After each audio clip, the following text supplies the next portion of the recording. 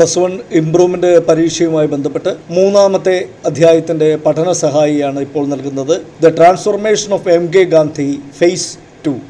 ഇത് മഹാത്മാഗാന്ധിയുടെ സൗത്ത് ആഫ്രിക്കയിലുള്ള പരീക്ഷണ നിരീക്ഷണങ്ങളുടെ കഥയാണ്. ആ സാഹചര്യമാണ് ഈ അധ്യായത്തിൽ ഉൾക്കൊള്ളിച്ചിട്ടുള്ളത്. ഒരു വക്കീൽ എന്ന നിലയിൽ ഇന്ത്യയിലെ ഗാന്ധിജിയുടെ ഔദ്യോഗിക ജീവിതം ഒരു തികഞ്ഞ പരാജയമായിരുന്നു. അതേ തുടർന്ന് ദാദാ അബ്ദുള്ള ഷേത്താൻ കമ്പനിയുടെ ക്ഷണം സ്വീകരിച്ച് കൂടുതൽ നല്ല തൊഴിൽ സാഹചര്യത്തിനും മെച്ചപ്പെട്ട ജീവിതമാർഗത്തിനും വരുമാനം നേടുന്നതിനുമെല്ലാമായി മഹാത്മജി ദക്ഷിണാഫ്രിക്കയിലേക്ക് യാത്ര തിരിച്ചു. എന്നാൽ ഈ കാലഘട്ടത്തിൽ സൗത്ത് ആഫ്രിക്കയിൽ വർണ്ണവിവേചനവും നിറഭേദവും കൊടികുത്തി വാണിരുന്ന സാഹചര്യമായിരുന്നു ഉണ്ടായിരുന്നത്. അങ്ങനെ മഹാത്മജി ദർബനിൽ ട്രെയിൻ ഇറങ്ങുകയും അടുത്ത ദിവസത്തെ തന്നെ അദ്ദേഹത്തെ അവിടുത്തെ കോടതിയിൽ കേസുമായി ബന്ധപ്പെട്ട കാര്യങ്ങൾക്കായി ഹാജരാക്കുകയും ചെയ്തു. എന്നാൽ ജഡ്ജി ഗാന്ധിജിയോട് അദ്ദേഹത്തിൻ്റെ തലപ്പാവ് ഊരിമാറ്റുവാനായി ആവശ്യപ്പെട്ടു. എന്നാൽ മഹാത്മജി സ്വന്തം ജീവിതത്തിൻ്റെയും വസ്ത്രധാരണത്തിൻ്റെയും സംസ്കാരത്തിൻ്റെയും ഭാഗമായ തലപ്പാവ് ഊരുന്നതിൽ വിമുഖത കാണിക്കുകയും കോടതിയിൽ നിന്ന് ഇറങ്ങിപ്പോവുകയും ചെയ്തു.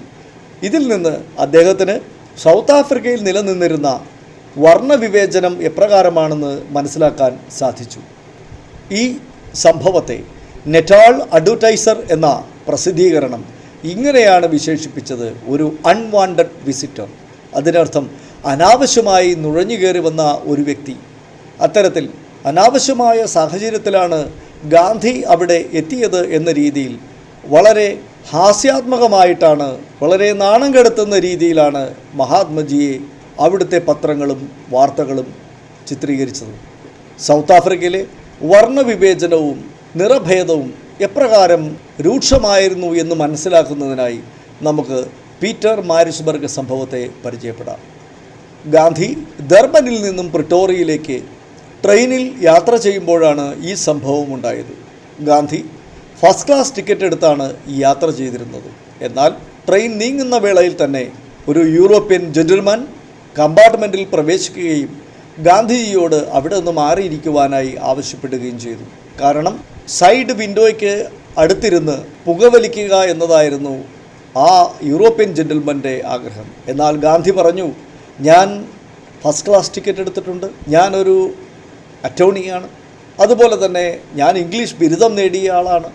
ഇതെല്ലാം പറഞ്ഞിട്ടും മഹാത്മജിയോട് ആ കമ്പാർട്ട്മെൻറ്റിൽ നിന്ന് മാറുവാനായി നിരന്തരം ആ പാശ്ചാത്യനായ വ്യക്തി ആവശ്യപ്പെടുകയായിരുന്നു. അദ്ദേഹം ഇങ്ങനെയാണ് പറഞ്ഞത്: after all you are A കൂലി ബാരിസ്റ്റർ. എന്തു തന്നെയായിരുന്നാലും ഇന്ത്യക്കാരിൽ അങ്ങനെ ഉയർന്നവനില്ല, ഇന്ത്യക്കാരിൽ എല്ലാവരും കൂലിയാണ്, അതുകൊണ്ട് നിങ്ങൾ വെറും ഒരു കൂലി ബാരിസ്റ്ററാണ് എന്നാണ് കളിയാക്കി വിളിച്ചത്. അങ്ങനെ ട്രെയിൻ പീറ്റർ മാരിസ്ബർഗ് സ്റ്റേഷനിലെത്തിയപ്പോൾ ട്രെയിനിലെ പോലീസ് ഉദ്യോഗസ്ഥരുടെ സഹായത്താൽ മഹാത്മജിയെ ട്രെയിനിൽ നിന്നും ചവിട്ടി പുറത്താക്കി. അങ്ങനെ മഹാത്മജി പീറ്റർ മാരിസ്ബർഗ് സ്റ്റേഷനിൽ ആ കൊടും ശൈത്യത്തിൽ അന്ന് അവിടെ ഒറ്റയ്ക്കിരുന്നു. അന്ന് അദ്ദേഹത്തിൻ്റെ മുന്നിൽ രണ്ട് തീരുമാനങ്ങളാണ് ഉണ്ടായത്. ഒന്ന്, ഈ വർണ്ണവിവേചനം അവസാനിക്കും വരെ, ഇവിടുത്തെ ജനങ്ങൾക്ക് നീതി നേടും വരെ ഇവിടെ നിന്ന് പോരാട്ടം തുടരുക, അല്ലെങ്കിൽ ഇതെല്ലാം ഉപേക്ഷിച്ച് നാട്ടിലേക്ക് പോവുക. എന്തായിരുന്നാലും ആ അതിശൈത്യത്തിൽ ഗാന്ധി എടുത്ത തീരുമാനം ഇതാണ്: ഞാൻ ഇവിടെ തന്നെ നിൽക്കുകയും ഇവിടുത്തെ ജനങ്ങൾ അനുഭവിക്കുന്ന സാമ്പത്തികവും സാമൂഹ്യപരവുമായ പ്രശ്നങ്ങൾക്ക്, ദുരിത ദുഃഖങ്ങൾക്ക് പരിഹാരം കാണുകയും ചെയ്യും എന്ന ഉറച്ച തീരുമാനമായിരുന്നു മഹാത്മജി എടുത്തത്. അങ്ങനെ ഇതൊരു most creative incident in Gandhi's life എന്നാണ് പറയുന്നത്. ഏറ്റവും ക്രിയാത്മകമായ സഹനത്തിൻ്റെയും തീരുമാനമെടുത്തതിൻ്റെയും ഉദാത്തമായ ഒരു അനുഭവമാണ്, സംഭവമായിട്ടാണ് പീറ്റർ മാരിസ്ബർഗ് സംഭവത്തിനെ നമുക്ക് കാണാൻ സാധിക്കുന്നത്.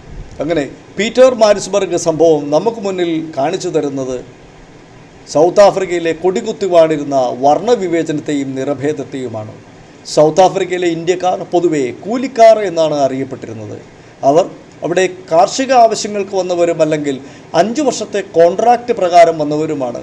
യൂറോപ്യൻ ഗവൺമെൻറ് അവരോട് കാണിക്കുന്ന അനീതിയും വർണ്ണവിവേചനവും വളരെ കടുത്തതായിരുന്നു. ഈ കാര്യങ്ങളെല്ലാം പരിഗണിക്കുന്നതിനും അവരുടെ ദുരിത ദുഃഖങ്ങൾ അകറ്റുന്നതിനുമാണ് മഹാത്മജി ഇടപെടുന്ന സാഹചര്യം സംജാതമായിട്ടുള്ളത്.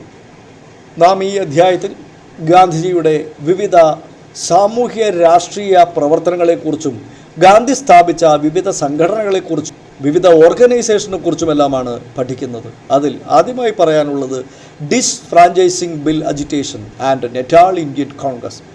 ആ പേരിൽ നിന്ന് തന്നെ ഇത് വ്യക്തമാണ്. ഡിസ്ഫ്രാഞ്ചൈസിംഗ് ബിൽ, വോട്ടവകാശ നിഷേധ സമരം. നെറ്റാൾ ലെജിസ്ലേറ്റീവ് അസംബ്ലിയിലേക്ക് തങ്ങളുടെ പ്രതിനിധികളെ തിരഞ്ഞെടുക്കുന്നതിന് ഇന്ത്യക്കാരായവർക്ക് വോട്ടവകാശമുണ്ടായിരുന്നു. ആ വോട്ടവകാശം നിഷേധിച്ചതിനെതിരെ നടത്തിയ ജനകീയ മുന്നേറ്റമാണ് ഡിസ്ഫ്രാഞ്ചൈസിംഗ് ബിൽ അജിറ്റേഷൻ. അതുപോലെ തന്നെ ആ കാലഘട്ടത്തിൽ എല്ലാ ഇന്ത്യക്കാരെയും ഒരു കുടക്കീഴിലാക്കുന്നതിനും ഒരു പൊതുവായ കൂട്ടായ വികാരമുണ്ടാക്കുന്നതിനും കളക്റ്റീവ് ബാർഗൈനിങ്, കൂട്ടായ വിലപേശൽ സാധ്യമാക്കുന്നതിനും കൂടുതൽ സുസജ്ജമായി ശാക്തീകരിച്ചുകൊണ്ട് സമരങ്ങൾ നയിക്കുന്നതിനുമെല്ലാം അദ്ദേഹം സ്ഥാപിച്ച രാഷ്ട്രീയ സംഘടനയാണ്, അല്ലെങ്കിൽ ഒരു സംഘടനയാണ് നെറ്റാൾ ഇന്ത്യൻ കോൺഗ്രസ്. അങ്ങനെ നെറ്റാൾ ഇന്ത്യൻ കോൺഗ്രസിൻ്റെയും മഹാത്മജിയുടെയും കീഴിൽ നടന്ന സംയുക്തമായ സമരങ്ങൾ ഡിസ്ഫ്രാഞ്ചൈസിംഗ് ബില്ലിനെതിരെ സംഘടിപ്പിക്കുകയുണ്ടായി. മഹാത്മജിയുടെയും സൗത്ത് ആഫ്രിക്കയിലെ ഇന്ത്യക്കാരുടെയും ശക്തമായ സമരപരിപാടികളുടെയും പ്രതിഷേധത്തെയും തുടർന്ന് ആ ബിൽ പാസാക്കാനായി സാധിച്ചില്ല. അങ്ങനെ ഡിസ്ഫ്രാഞ്ചൈസിംഗ് ബില്ലിനെതിരെയുള്ള സമരം ഒരു വിജയമായിരുന്നു. ആ സാഹചര്യത്തിലാണ് നെറ്റാൾ ഇന്ത്യൻ കോൺഗ്രസ് എന്ന സംഘടന ആവിർഭവിച്ചത്. അങ്ങനെ ഗാന്ധി അദ്ദേഹത്തിൻ്റെ സൗത്ത് ആഫ്രിക്കയിലെ സാമൂഹ്യ രാഷ്ട്രീയ പ്രവർത്തനം ഡിസ്ഫ്രാഞ്ചൈസിംഗ് ബിൽ അജിറ്റേഷൻ എന്ന സമരത്തിലൂടെ ആരംഭിക്കുകയും അദ്ദേഹം അവിടെ ഒരു സംഘടനയ്ക്ക് രൂപം നൽകുകയും ചെയ്യുന്ന സാഹചര്യമാണ് നമുക്ക് കാണാൻ സാധിക്കുന്നത്. തുടർന്ന് നാം ചർച്ച ചെയ്യുന്നത് 3 പവൻ നികുതി അല്ലെങ്കിൽ 3 പൗണ്ട് ടാക്സ്. ഇന്ത്യക്കാരായ വ്യക്തികൾ സൗത്ത് ആഫ്രിക്കയിൽ വന്നത് എഗ്രിമെൻ്റ് അല്ലെങ്കിൽ കരാർ പ്രകാരമാണ്. കരാർ കാലാവധിക്ക് ശേഷം അവർക്ക് അവിടെ താമസിക്കുന്നതിനും അവിടെ വിവാഹം കഴിക്കുന്നതിനും അതുപോലെ തന്നെ സ്വത്ത് സൗകര്യങ്ങളെല്ലാം ഉപയോഗിക്കുന്നതിനും തങ്ങളുടെ പേര് രജിസ്റ്റർ ചെയ്യുന്നതിനുമെല്ലാം അവകാശമുണ്ടായിരുന്നു. എന്നാൽ കാർഷിക മേഖലയിൽ മികച്ച നേട്ടം കൈവരിച്ച ഇന്ത്യക്കാർ എപ്പോഴും യൂറോപ്യന്മാർക്ക് ഒരു ഭീഷണിയായി തീർന്നു. അവരെല്ലാം യൂറോപ്യന്മാർ സവിശേഷമായി കാർഷിക മേഖലയിൽ വളരെ പിന്നോട്ട് പോയി. ഇത്തരം സാഹചര്യത്തിൽ ഇന്ത്യക്കാരെ അപമാനിക്കുന്നതിനും അവരെ അവിടെ നിന്ന് തുരത്തുന്നതിനുമായി ഏർപ്പെടുത്തിയ നികുതിയാണ് 25 പവൻ നികുതി.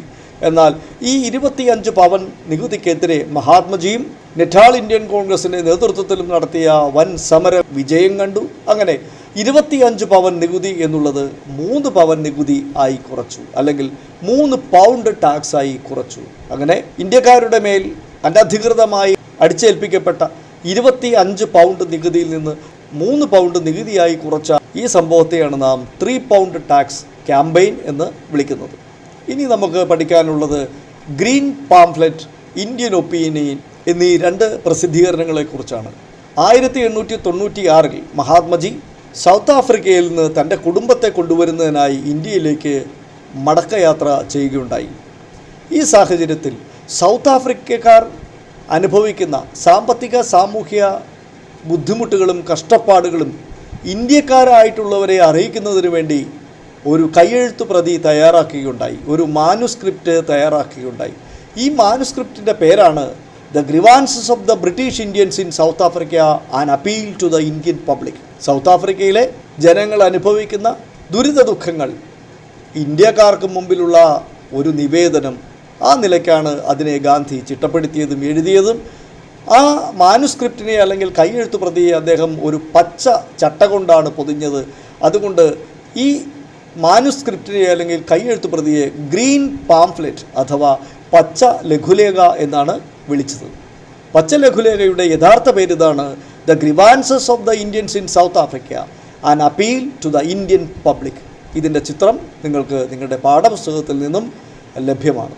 തുടർന്ന് നാം ചർച്ച ചെയ്യുന്നത് Indian opinion. Mahatmaji John Ruskin എന്ന പാശ്ചാത്യ ചിന്തകൻ്റെ അൺ ടു ദിസ് ലാസ്റ്റ് എന്ന പുസ്തകം വായിക്കുകയും അതിൻ്റെ ആശയങ്ങൾ ഉൾക്കൊണ്ടുകൊണ്ട് 1904 ഒരു ആശ്രമം സ്ഥാപിക്കുകയും ചെയ്തു. ആ ആശ്രമത്തിൻ്റെ പേരാണ് ഫിനിക്സ് സെറ്റിൽമെൻറ്റ്. അങ്ങനെ ഫിനിക്സ് ആശ്രമത്തിൽ നിന്നും അദ്ദേഹം ആരംഭിച്ച ആദ്യത്തെ അദ്ദേഹത്തിൻ്റെ പ്രസിദ്ധീകരണമാണ് അല്ലെങ്കിൽ ജേണലാണ് ഇന്ത്യൻ ഒപ്പീനിയൻ. ഇന്ത്യൻ ഒപ്പീനിയൻ എന്ന് പറയുന്നത് ഗാന്ധിജിയുടെ സത്യഗ്രഹത്തെക്കുറിച്ചും അഹിംസയെക്കുറിച്ചും ശരീരശ്രമയെക്കുറിച്ചും കമ്മ്യൂണിറ്റി ലിവിങ്ങിനെക്കുറിച്ചും മതസൗഹാർദ്ദത്തെക്കുറിച്ചും വ്യക്തി ശുചിത്വത്തെയും സാമൂഹ്യ ശുചിത്വത്തെയും കുറിച്ചുള്ള പാഠങ്ങൾ പങ്കുവെക്കുന്നതിനും ആയിരുന്നു ഉപയോഗിച്ചത്. ഗാന്ധി ഇങ്ങനെ പറഞ്ഞു: ഇന്ത്യൻ ഒപ്പീനിയൻ ഇല്ലായിരുന്നെങ്കിൽ സത്യഗ്രഹയും അഹിംസയുമെല്ലാം അസാധ്യമാവുമായിരുന്നു. അത്രത്തോളം വളരെ പ്രധാനപ്പെട്ടതാണ് ഇന്ത്യൻ ഒപ്പീനിയൻ എന്ന പ്രസിദ്ധീകരണത്തിൻ്റെ സ്ഥാനം.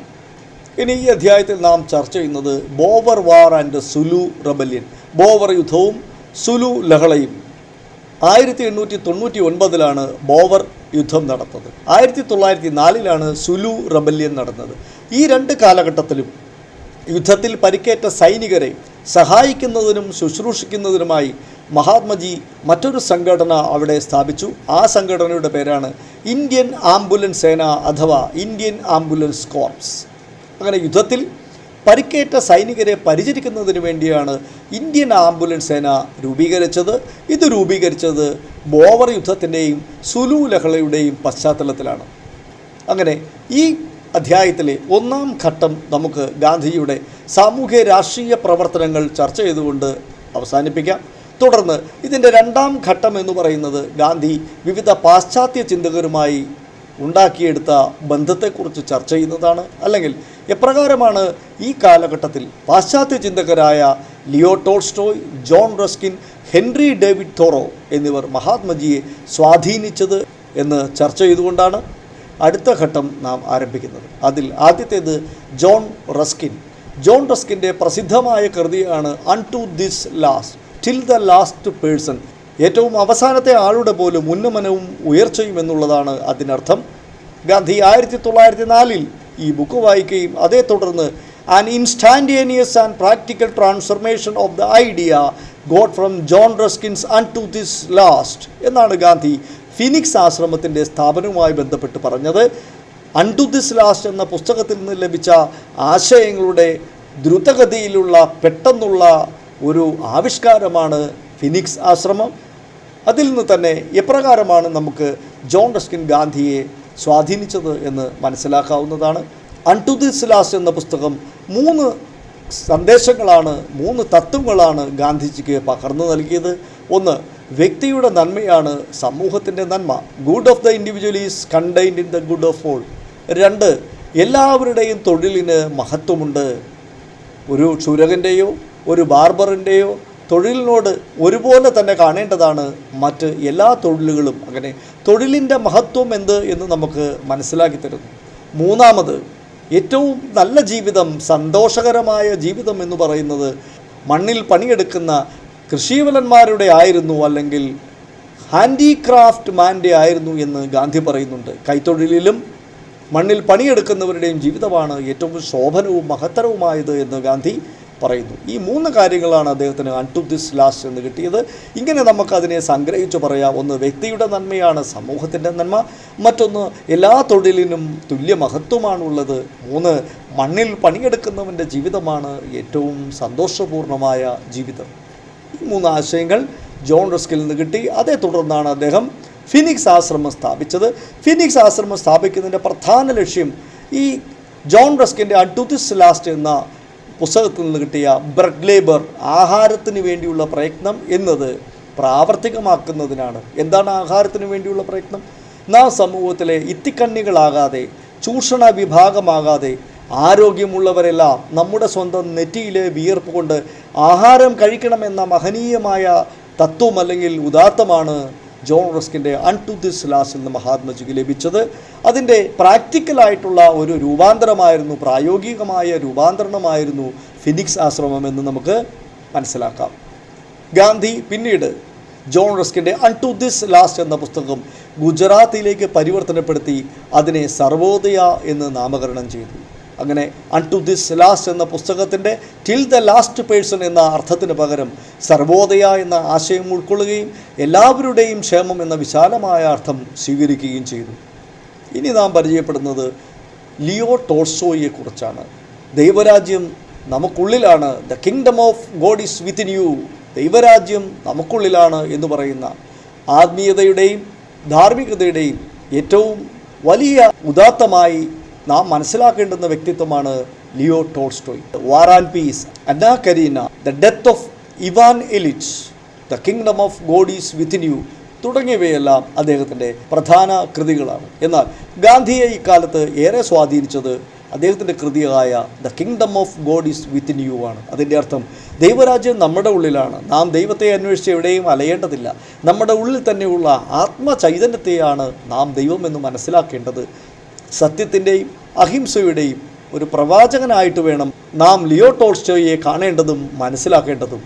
അങ്ങനെ സത്യത്തെക്കുറിച്ചും അഹിംസയെക്കുറിച്ചും പറയുന്ന ലിയോ ടോൾസ്റ്റോയ് മഹാത്മജിയെ ഏറെ സ്വാധീനിച്ചത് ഈ സൗത്ത് ആഫ്രിക്കയിലെ കാലഘട്ടത്തിലാണ്.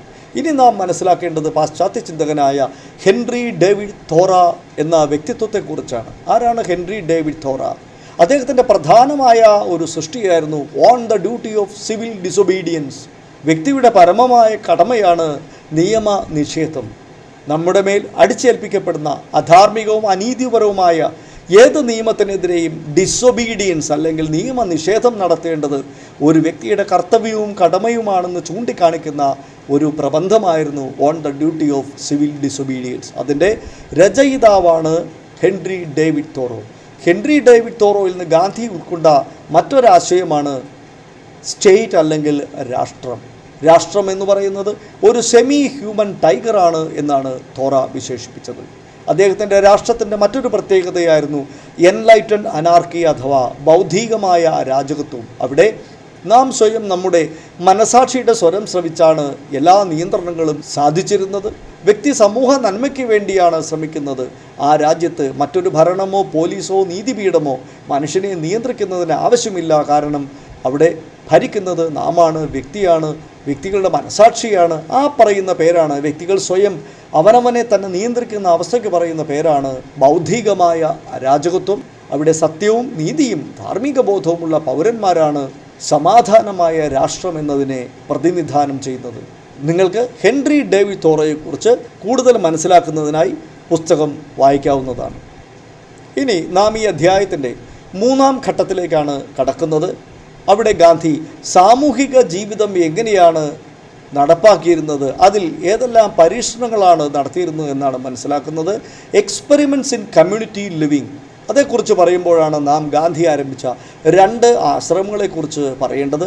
സൗത്ത് ആഫ്രിക്കയിൽ ഗാന്ധി ആദ്യം ആരംഭിച്ച സ്ഥാപനമാണ് 1904 ഫിനിക്സ് സെറ്റിൽമെൻറ്റ്. ഇവിടെ സൗത്ത് ആഫ്രിക്കയിലെ ഇന്ത്യക്കാരെ ഉൾക്കൊള്ളുന്നതിന് വേണ്ടിയാണ് ആശ്രമം സ്ഥാപിച്ചത്. ഈ ആശ്രമം സ്ഥാപിക്കുന്നതിന് പ്രധാന പ്രേരണയായി മാറിയത് ജോൺ റസ്കിനാണ്. അദ്ദേഹം എഴുതിയ അൺടു ദിസ് ലാസ്റ്റ് ഗാന്ധിയെ എങ്ങനെയാണ് സ്വാധീനിച്ചത് എന്ന് നാം ഇതിനോടകം ചർച്ച ചെയ്തു കഴിഞ്ഞു. ബ്രെഡ് ലേബർ എന്ന ആശയമാണ് ഗാന്ധിയെ ഏറെ സ്വാധീനിച്ചത്. പിന്നീട് ഗാന്ധി അൺടു ദിസ് ലാസ്റ്റ് എന്ന പുസ്തകത്തെ ഗുജറാത്തിയിലേക്ക് പരിഭാഷപ്പെടുത്തുകയും അതിന് സർവോദയ എന്ന് പുനർനാമകരണം ചെയ്യുകയും ചെയ്തു. സർവോദയ എന്നതിനർത്ഥം എല്ലാവരുടെയും ക്ഷേമം അഥവാ എല്ലാവരുടെയും ഉയർച്ച എന്നതാണ്. 1910 ഫിനിക്സ് സെറ്റിൽമെൻറ്റ് എന്ന ആശ്രമം കൂടുതൽ ആളുകളെ ഉൾക്കൊള്ളിക്കുന്നതിനും താമസിപ്പിക്കുന്നതിനുമായി ജോഹന്നാസ്ബർഗിലേക്ക് മാറ്റി സ്ഥാപിക്കുകയുണ്ടായി. അങ്ങനെ അവിടെ പുതിയ ആശ്രമം സ്ഥാപിക്കുകയും അതിന് ടോൾസ്റ്റോയ് ഫാം എന്ന് പുനർനാമകരണം ചെയ്യുകയും ചെയ്തു. ഹിന്ദുക്കളും മുസ്ലിങ്ങളും ക്രിസ്ത്യൻ ആയിട്ടുള്ളവരും വിവിധ ജാതി മതസ്ഥരായിട്ടുള്ളവരും വർഗത്തിൽപ്പെടുന്നവരുമെല്ലാം ഒരു കുടക്കീഴിൽ വന്ന ഒരു നിമിഷമായിരുന്നു ടോൾസ്റ്റോയ് ഫാം. ഇവിടെ ഈ 2 ആശ്രമങ്ങളിലും ഗാന്ധി അദ്ദേഹത്തിൻ്റെ വിവിധങ്ങളായ സാമൂഹ്യ ജീവിതവും സാമുദായിക ഐക്യത്തിനു വേണ്ടിയും വ്യക്തി ശുചിത്വത്തിലും അദ്ദേഹത്തിൻ്റെ വിദ്യാഭ്യാസ ചിന്തകളെക്കുറിച്ചും ശുചിത്വത്തെക്കുറിച്ചും ബ്രെഡ് ലേബർ എന്ന ആശയത്തെക്കുറിച്ചും അങ്ങനെ സത്യത്തെക്കുറിച്ചും സത്യഗ്രഹത്തെക്കുറിച്ചും അഹിംസയെക്കുറിച്ചുമെല്ലാം പ്രായോഗിക പരിശീലനം അവിടുത്തെ അന്തേവാസികൾക്ക് നൽകിയിരുന്നു. അത്തരത്തിൽ ഗാന്ധിയെ സംബന്ധിച്ചിടത്തോളം ഗാന്ധി സാഹിത്യത്തിൻ്റെ ഒരു കലവറ അല്ലെങ്കിൽ ഒരു ലബോറട്ടറി ആയിട്ട് വേണം നമുക്ക് ടോൾസ്റ്റോയ് ഫാമിനെയും ഫിനിക്സ് സെറ്റിൽമെൻറ്റിനെയും കാണാൻ സാധിക്കുന്നത്. സൗത്ത് ആഫ്രിക്കയിലെ കാലഘട്ടത്തിൻ്റെ ഏറ്റവും അവസാനമാണ് ലോകത്തിനാകെ ഗാന്ധി സംഭാവന നൽകിയ അഹിംസയുടെയും ആത്മശക്തിയുടെയും സമരായുധമായ സത്യഗ്രഹയുടെ ആവിർഭാവമുണ്ടായത്. ഏഷ്യക്കാരായിട്ടുള്ളവരെല്ലാം രജിസ്റ്ററിൽ പേര് രേഖപ്പെടുത്തണമെന്നും അങ്ങനെ ലൈസൻസ് ലഭിക്കാത്ത എല്ലാവരും വിട്ടുപോകണമെന്ന കർശന നിയമവുമായി യൂറോപ്യൻ സർക്കാർ രംഗത്ത് വരികയുണ്ടായി. ആ നിയമം, ആ ഭേദഗതി ഉൾക്കൊണ്ടുവന്ന ആക്ടിൻ്റെ പേരാണ് ഏഷ്യാറ്റിക് രജിസ്ട്രേഷൻ ആക്ട്. ഈ ആക്ട് അനുസരിച്ച് ഇതിന് ചുമതലപ്പെടുത്തിയിട്ടുള്ള ഏത് പോലീസ് മേധാവിക്കും ഏത് ഉദ്യോഗസ്ഥനും ഏത് രാത്രിയിൽ പോലും ആരുടെ ഭവനത്തിൽ വേണമെങ്കിലും വന്ന് ലൈസൻസ് പരിശോധിക്കാൻ സാധിക്കും. യാതൊരു വിചാരണയും കൂടാതെ ആരെയും ശിക്ഷിക്കാനോ ആരെയും തുറുങ്കിലടയ്ക്കാനോ നാട് കടത്താനുമെല്ലാം ഉയർന്ന അധികാരം നൽകുന്ന ഒരു അരാജകത്വത്തിൻ്റെ നടപടിയായിരുന്നു ഏഷ്യാറ്റിക് രജിസ്ട്രേഷൻ ആക്ട്. ഇതിനെതിരെ ഗാന്ധി സമരം ആരംഭിച്ചു. നെറ്റാൾ ഇന്ത്യൻ കോൺഗ്രസ് എന്ന സംഘടനയുടെ കീഴിൽ എല്ലാ ഇന്ത്യക്കാരും അണിചേർന്നു. ഈ സാഹചര്യത്തിലാണ് സഹന സമരം എന്ന ആശയം ആവിർഭവിക്കുന്നത്. പാസീവ് റെസിസ്റ്റൻസ് എന്നാണ് അതിൻ്റെ ഇംഗ്ലീഷ് പേര്. അങ്ങനെ ഒരു ഇംഗ്ലീഷ് പേര് ഇന്ത്യൻ സമരത്തിന് സ്വീകരിക്കുന്നത് അനഭിലഷണീയമായി ഗാന്ധിക്ക് തോന്നി. ഇതിൻ്റെ അനൗചിത്യം മനസ്സിലാക്കുകയും ഗാന്ധി ഒരു ഇന്ത്യൻ നാമം ഇന്ത്യയുടെ പശ്ചാത്തലത്തിൽ സ്വീകാര്യമായ സമാനമായ ഒരു നാമം അല്ലെങ്കിൽ പേര് സ്വീകരിക്കുന്നതിന് ആഗ്രഹിക്കുകയും ചെയ്തു. അതേ തുടർന്ന് ഇന്ത്യൻ ഒപ്പീനിയൻ ജേണലിൽ അല്ലെങ്കിൽ പ്രസിദ്ധീകരണത്തിൽ അദ്ദേഹം അതിന് ഒരു പരസ്യം നൽകുകയുമുണ്ടായി. ഇതേ തുടർന്നാണ് മകൻലാൽ ഗാന്ധി സത്യാഗ്രഹ എന്ന പേര് നിർദ്ദേശിച്ചത്. പിന്നീട് ഗാന്ധി സത്യാഗ്രഹ എന്ന പേരിനെ മാറ്റി സത്യഗ്രഹ എന്ന നാമം സ്വീകരിക്കുകയുമാണ് ചെയ്തത്. സത്യ എന്നുള്ളത് നിങ്ങൾക്കറിയാം, സത്യമെന്നാണ്. അഗ്രഹ മീൻസ് ഹോൾഡിംഗ് ഓൺ ടു, മുറുകെ പിടിക്കുക എന്നതാണ് അർത്ഥം. അങ്ങനെ സത്യത്തിൽ മുറുകെ പിടിക്കുന്ന ആ സമരമാർഗത്തെയാണ് സത്യഗ്രഹ എന്ന് പറയുന്നത്. കായിക ശക്തിക്ക് പകരം ആത്മശക്തിയുടെയും സ്നേഹശക്തിയുടെയും ധാർമ്മിക ബോധത്തിൻ്റെയും അടിസ്ഥാനത്തിലുള്ള സമരമാർഗമാണ് സത്യഗ്രഹ. അങ്ങനെ പാസീവ് റെസിസ്റ്റൻസ് എന്ന പാശ്ചാത്യ സമരമാർഗത്തിന് ബദലായി ഗാന്ധിജി സത്യഗ്രഹ എന്ന സമരമാർഗം, ആത്മശക്തിയിൽ അധിഷ്ഠിതമായ സമരമാർഗം, സമാധാനത്തിനു വേണ്ടി ലോക ജനതയ്ക്ക് സംഭാവന ചെയ്ത ഒരു ഉത്കൃഷ്ടമായ ഉദാത്തമായ മാതൃകയാണ് ഏഷ്യാറ്റിക് രജിസ്ട്രേഷൻ ആക്ടിനെതിരെ നടത്തിയ പ്രതിഷേധ സമരങ്ങളിലൂടെ ആവിർഭവിച്ചെടുത്തത്, ലോകത്തിന് സംഭാവനയായി നൽകിയത് എന്ന് നാം മനസ്സിലാക്കേണ്ടതാണ്. അങ്ങനെ മഹാത്മാഗാന്ധി സൗത്ത് ആഫ്രിക്കയിലെ അദ്ദേഹത്തിൻ്റെ സത്യഗ്രഹ സമരഗാഥയുടെ ചരിത്രത്തിലൂടെ കടന്നു പോകുന്ന ഭാഗമാണ് നാം ഇതുവരെ ചർച്ച ചെയ്തത്. എന്താണ് സൗത്ത് ആഫ്രിക്കയിലെ ജീവിതം ഗാന്ധിജിയിൽ സ്വാധീനം ചെലുത്തിയത്, എങ്ങനെയാണ് സ്വാധീനിച്ചത് എന്ന് നമുക്ക് ഒന്ന് മനസ്സിലാക്കാം. എല്ലാ അർത്ഥത്തിലും ഒരു രാഷ്ട്രീയ സാമൂഹിക പ്രവർത്തകൻ എന്ന നിലയിൽ, ഒരു നേതാവ് എന്ന നിലയിലും, അതുപോലെ തന്നെ വിവിധ സംഘടനകൾ സ്ഥാപിച്ചുകൊണ്ട് മികച്ച സംഘാടകൻ എന്ന നിലയിലും അക്കാലത്തെ ഏറ്റവും ശ്രേഷ്ഠരായ മഹത് വ്യക്തികളായ ടോൾസ്റ്റോയ്, തോറ, റസ്കിൻ എന്നിവരുമായി അടുത്ത ബന്ധം സ്ഥാപിച്ചുകൊണ്ടും മഹാത്മജിയുടെ ജീവിതത്തിലെ ഏറ്റവും ക്രിയാത്മകമായ നാളുകളായിരുന്നു സൗത്ത് ആഫ്രിക്കയിലെ സത്യഗ്രഹത്തിൻ്റെ സമരഗാഥയിലൂടെ നാം മനസ്സിലാക്കിയത്. അങ്ങനെ സമസ്ത മേഖലയിലും ഗാന്ധി എന്ന വ്യക്തി ഒരു രാഷ്ട്രീയ നേതാവായും സാമൂഹിക പ്രവർത്തകനായും മികച്ച സംഘാടകനായും മികച്ച വ്യക്തിബന്ധം സ്ഥാപിക്കുന്ന വ്യക്തിയായും താത്വികമായും ഫിലോസഫിക്കലായും അല്ലെങ്കിൽ അദ്ദേഹത്തിൻ്റെ വിവിധ ആദർശങ്ങളും ചിന്തകളും രൂപീകരിക്കുന്നതിലുമെല്ലാം ഏറ്റവും ശ്രദ്ധേയമായ നേട്ടം കൈവരിച്ച ഒരു കാലഘട്ടമായിരുന്നു സൗത്ത് ആഫ്രിക്കയിലെ സമരത്തിൻ്റെ ചരിത്രം. അങ്ങനെ നമുക്കിങ്ങനെ പറഞ്ഞ് അവസാനിപ്പിക്കാം. ഈ ഇരുണ്ട ഭൂഖണ്ഡമായ സൗത്ത് ആഫ്രിക്കയാണ് ഗാന്ധിയെ മഹാത്മാവാക്കി മാറ്റിയത്.